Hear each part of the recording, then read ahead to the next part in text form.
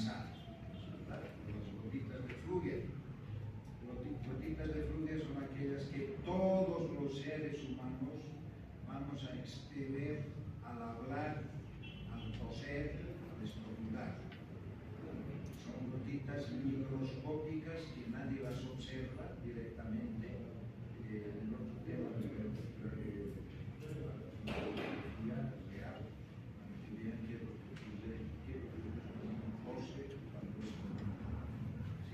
entonces, el microorganismo por esta vía ingresa a la vía nasal, se deposita en las fosas, ingresa por esta vía a la garganta, donde la acción de las toxinas va a producir, a originarse una interferencia que va a ser una obstrucción en las vías respiratorias.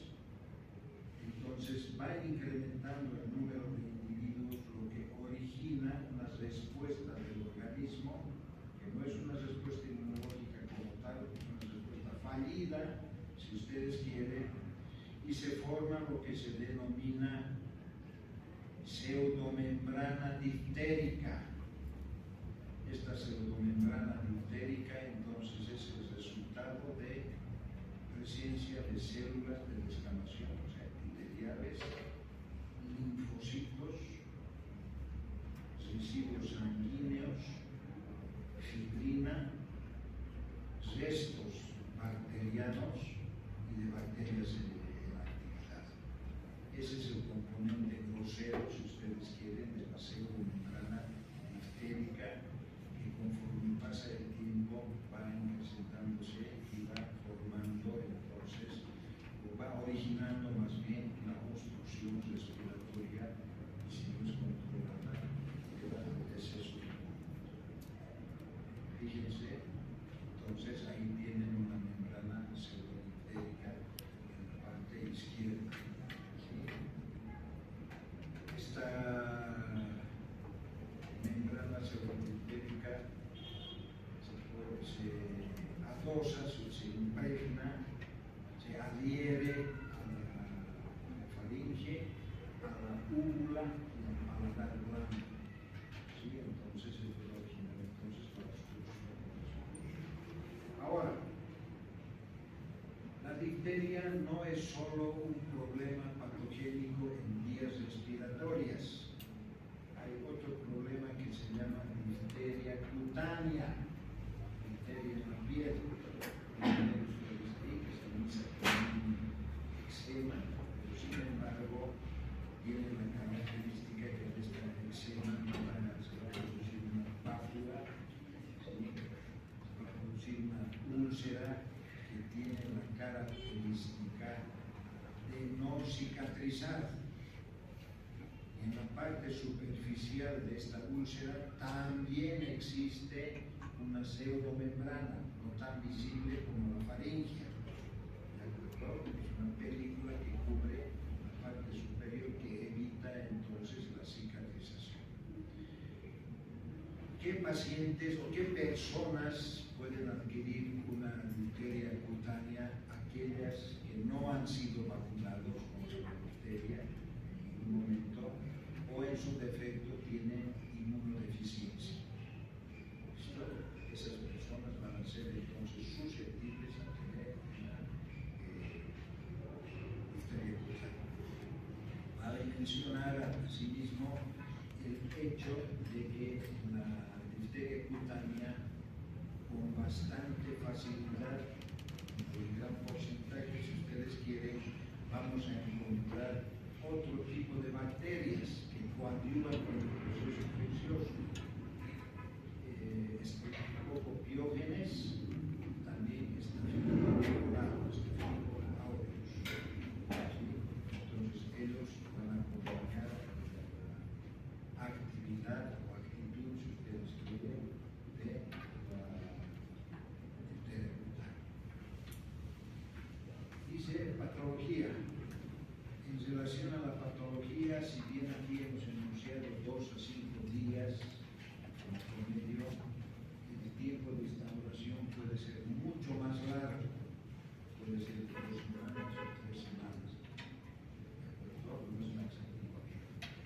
Después van a ser los signos iniciales, síntomas, fiebre, calofríos, dolor de garganta, ¿sí? Una ronquera, y cuando ya empieza el cuadro a ponerse de manera manifiesta, el dolor de garganta se incrementa, el dolor de deglutir aumenta sobremanera, hay una producción de mucosidad que lo vamos a denominar baba, y por los esfuerzos que hace el individuo por respirar, se pasa la ronquera, etc., se va a producir una cianosis, porque los linfocitos entonces la misma inmunología necesitan oxígeno, hay deficiencia de oxígeno en el estómago. Entonces ahí se empiezan a pasar por sangre por los esfuerzos que se hacen, ¿sí? Hay un cansancio generalizado, y eso a grosso modo entonces es parte del cuadro clínico. Si hablamos de las complicaciones, cuando hay complicación, cuando no se hace tratamiento, cuando no hay vacunas de por medio, entonces el músculo cardíaco y el sistema nervioso central son los primeros a ser damnificados, y ya por la vía posterior el sistema renal. ¿Por qué? Porque existe un factor de crecimiento epidémico unido a heparina, donde las células cardíacas, las células nerviosas y las células renales son ricas en estas estructuras, y entonces la toxina se deposita en esas estructuras, originando entonces mayor conflicto que lleva incluso hasta la muerte.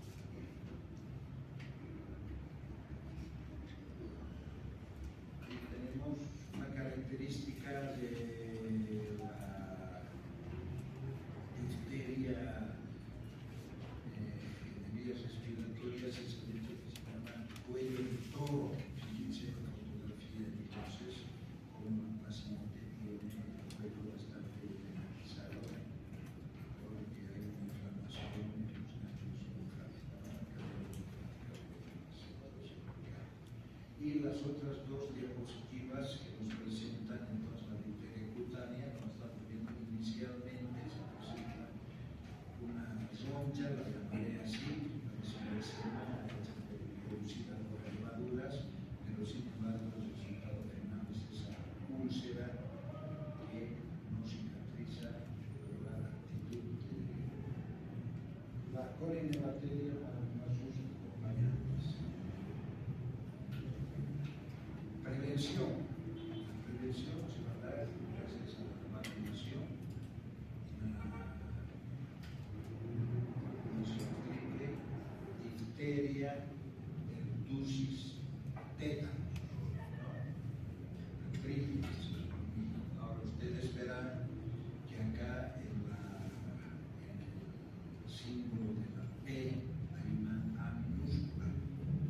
Entonces la fracción que corresponde a la Bordetella pertussis, a la vacuna de la Bordetella pertussis, es una vacuna acelular. Eso significa la I minúscula, la A minúscula, perdón. Esto es acelular. Entonces es una vacuna fragmentada, si ustedes quieren, más inocua que el resto de las vacunas. Por eso en la actualidad entonces estas vacunas acelulares son utilizadas con bastante rapidez. ¿Listo? Entonces las dosis, ustedes pueden copiar estas dosis con seguridad, en salud pública, en farmacología. Es muy posible que les indiquen otra nomenclatura, porque todo va a estar directamente relacionado a las escuelas en las cuales se hagan diferencia. ¿De acuerdo?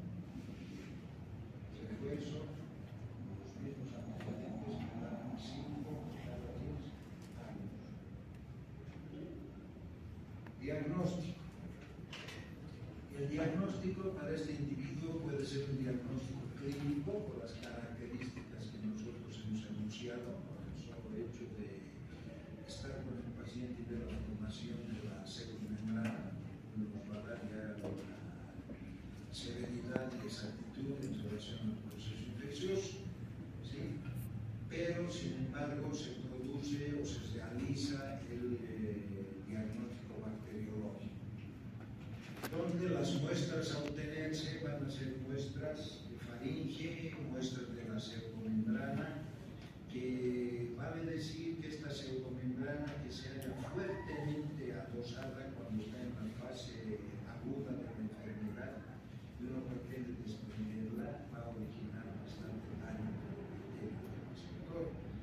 Pero a diferencia, cuando el cuadro está ya mermando, amortiguando, si ustedes quieren, tanto por el tratamiento antibiótico, el paciente puede expectorar la pseudomembrana, o sea, sabe cuándo se va a desprender, si no lo sabe.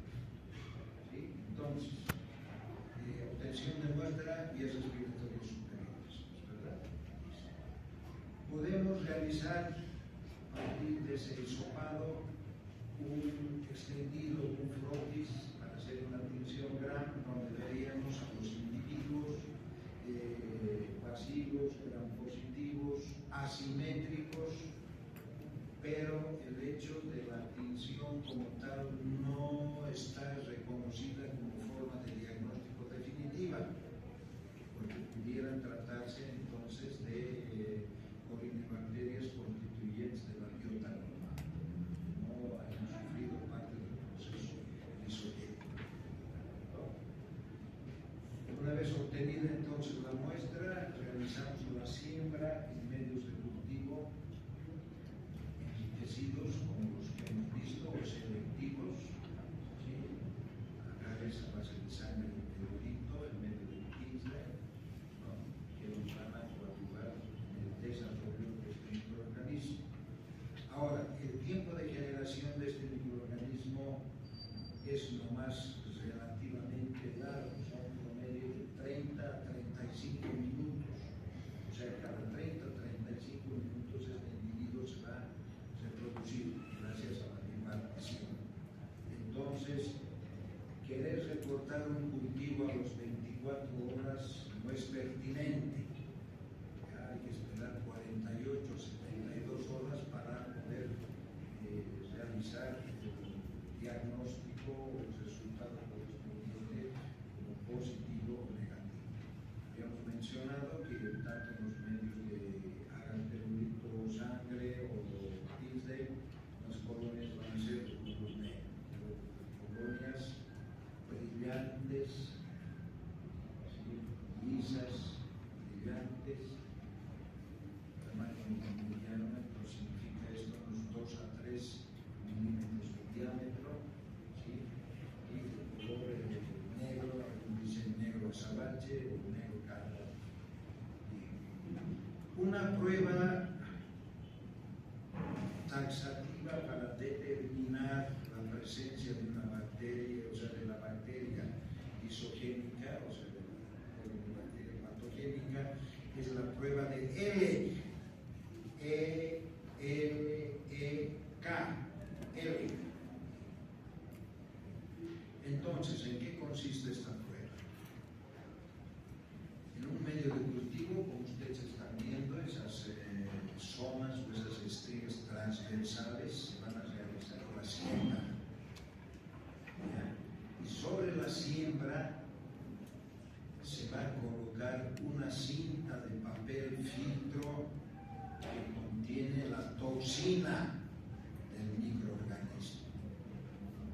Se lleva en incubación 24, 36 horas o 48 horas y como resultado, van a disculpar, pero me he olvidado del puntero, se van a producir, no sé si se ve, unos ángulos, que significa el contacto de la antitoxina,